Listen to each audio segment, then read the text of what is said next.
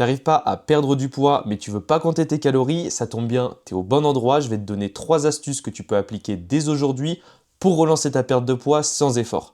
Mais juste avant de commencer, laisse-moi 30 secondes pour me présenter. Moi, c'est Enzo, j'ai 23 ans et je suis coach en ligne depuis peu dans le domaine de la musculation.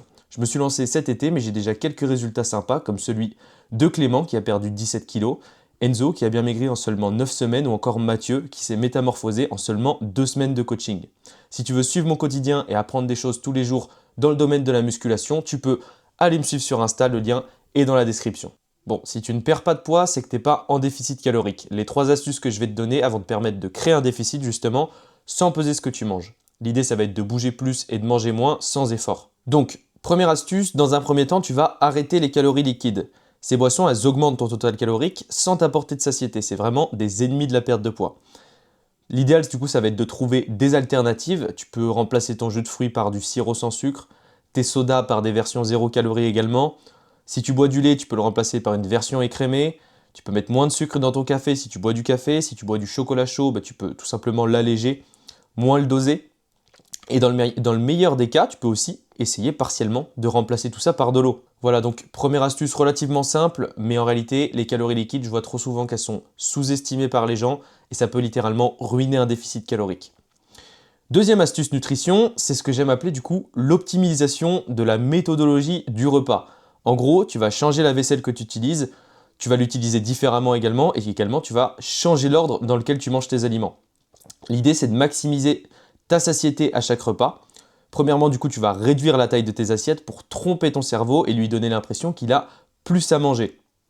Ensuite, tu vas réduire la taille de tes couverts pour faire plus de bouchées, manger plus lentement.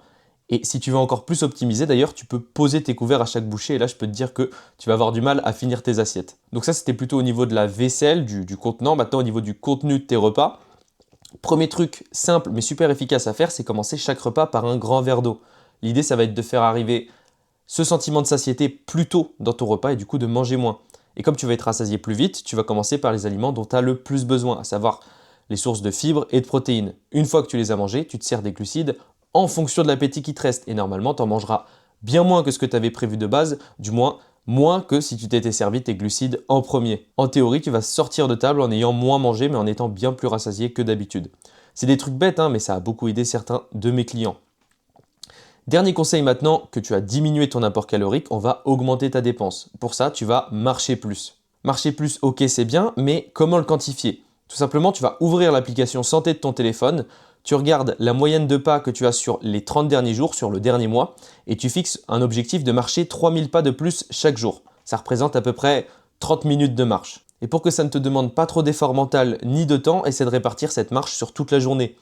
Dès que tu fais quelque chose de manière statique, fais-le en marchant. Par exemple, quand tu passes un coup de fil, au lieu de rester planté là, marche. Quand tu attends quelque part, attends en marchant. Quand tu vas quelque part, que ce soit en cours ou au boulot, tu vas faire tes courses, peu importe, essaie de te garer à, 200 mètres, en tout cas 5 minutes de marche plus loin que là où tu vas. Du coup, ça te permet de faire 5 minutes à l'aller, 5 minutes au retour de marche et tu t'en rends même pas compte. Quand tu vas à la salle également, tu peux faire la même chose. Tu marches 5 minutes avant ta séance, 5 minutes après ta séance sur un tapis et tu peux même marcher pendant tes temps de repos et c'est ce que je te recommande de faire parce que ça va considérablement augmenter ton nombre de pas. Et donc le résultat quand tu prends ces habitudes-là, c'est que tu marches plus sans t'en rendre compte et surtout sans te fatiguer. Si tu appliques ces 3 conseils simples dans ton quotidien, tu peux être sûr que tu vas relancer ta perte de poids sans effort. C'est ce qu'on a appliqué avec Lucas pour perdre 3 kilos en 5 semaines. C'est ce que j'applique également en ce moment et qui m'a fait perdre 8 kilos ces 9 dernières semaines. Et si tu veux les mêmes résultats mais que tu ne sais pas comment t'y prendre, je te propose de t'offrir une consultation gratuite dans laquelle on pourra voir ce qui bloque ta progression et comment tu peux y remédier. Si ça t'intéresse, tu peux réserver cette consultation en cliquant sur le lien Calendly dans la description et profites-en, c'est gratuit et ça ne t'engage en rien. Moi je te souhaite le meilleur et je te dis à bientôt.